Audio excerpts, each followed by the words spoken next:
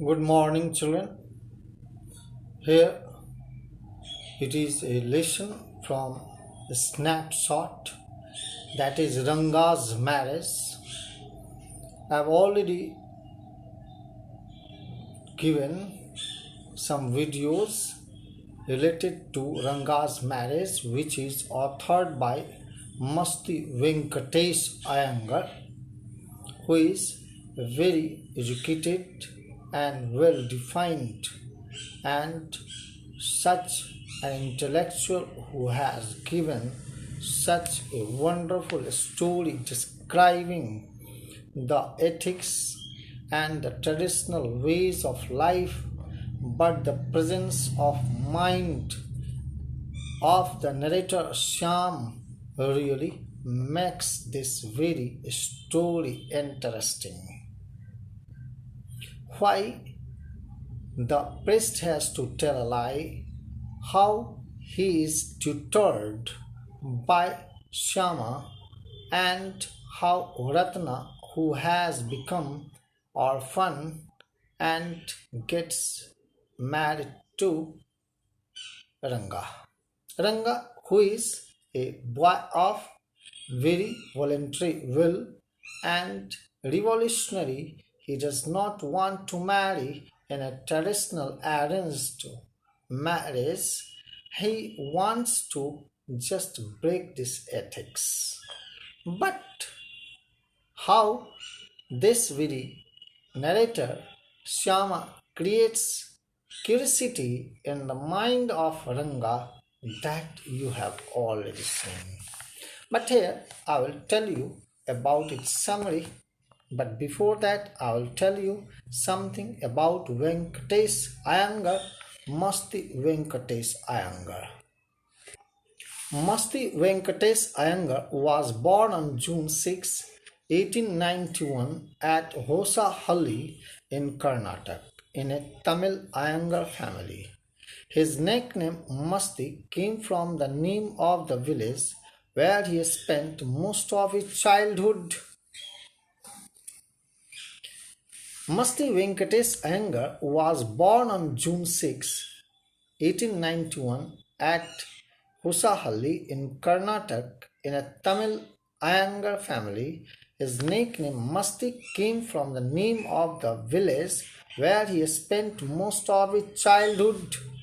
Iyengar pursued his studies in Madras and completed his master's in English literature from Madras University.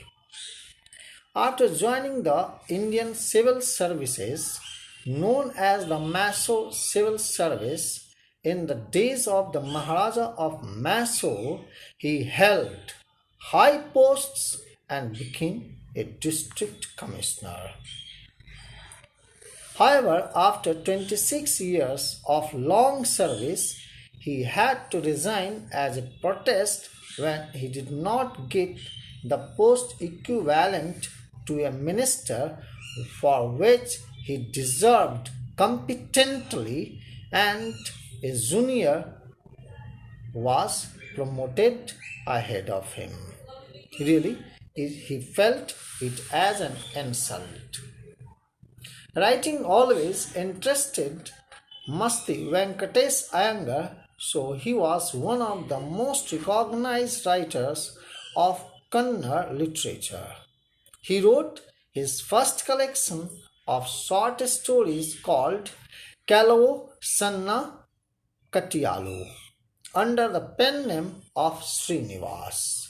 Then what did happen to him? Musti's interest in social, philosophical, aesthetic themes spurred him to write several plays. He also translated many important dramas and became the editor of the monthly general journal Jeevan for 20 years.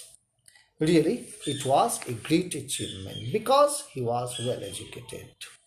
Iyengar wrote extensively and penned 127 books in Kannada. Surprisingly, it is marvelous.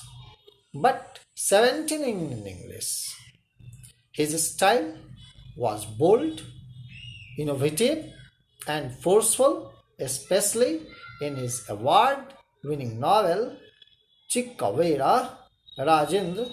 He also won him the prestigious Gyanpith Award in 1983.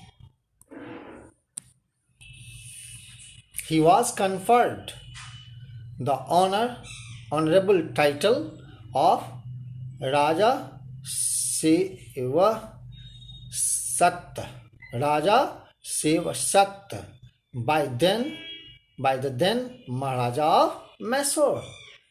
And Masti Venkatesh Iyengar died. He breathed his last on June 6, 1986, on the day of his 95th birthday. It was his death. But he became immortal by writing such beautiful, forceful writings. Ranga comes from Hosahalli, a village in Mysore. Like many other cultural aspects artistically portrayed by the author, the custom of child marriage too is typical to this very village.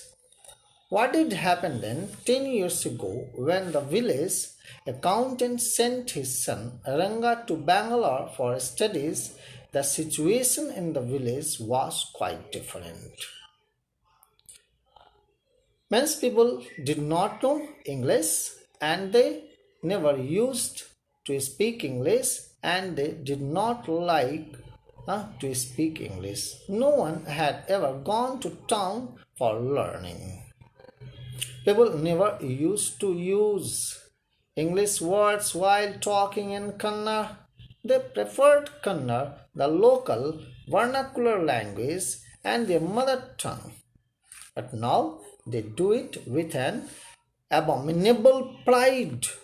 That pride that cannot be forgotten. People are so scared of talking in English, but very fond of the foreign language and education that Ranga's homecoming is made a big affair. Means every villager thinks that if he is coming after so many years, certainly he might have learned something new. He might have got some physical appearance changed and he might behave drastically quite different.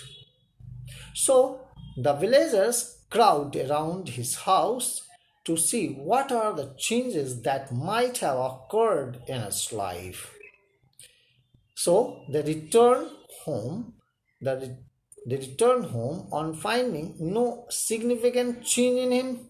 After finding that he behaves quite normally, simply as the other village children behave, he touched the feet of the honorable parents. He did some general behavior. The narrator is particularly happy to find the boy, which is still quite cultured.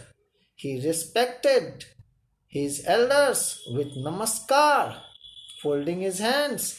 The narrator spontaneously blessed him, saying, "May you get married soon." What is this idea? He blessed him. May God bless you, get married soon. Listening to this, really, he was empowered. No, he was not empowered. He did not feel any kind of certain behavior, neither he reacted, but he looked in amazement. Why? Because he was blessed to get married soon. Though he did not want to marry, he wanted to marry to such a girl whom he knew very well, whom he could interact with, whom he could know very well, and she must be educated. And he also gave reference of one of the officers who was 30 and his wife was 5 years junior to him. But the boy is not ready for marriage. He says he is of the opinion that one should better remain a bachelor. than marry a young girl, because in those days the girls were married in immature age as a custom of the village.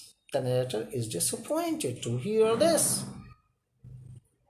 Shyama, the narrator of this story, he is disappointed.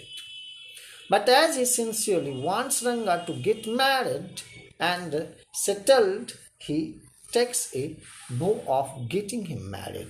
Means he plans something, he thinks of something, and he starts working on that very point, that he had to get Rangas married in the village. And it is the main concern for him. There was a reason for it. What was the reason? That this very Ratna, who was the girl, really was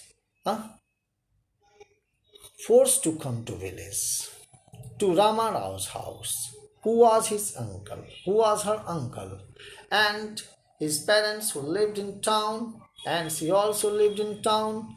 His parents died, both parents died. Means now she had no father, she had no mother. It was her condition, and she wanted to leave. I think I should just conclude this today. Thank you for watching this video. I will tell you something more in the next video.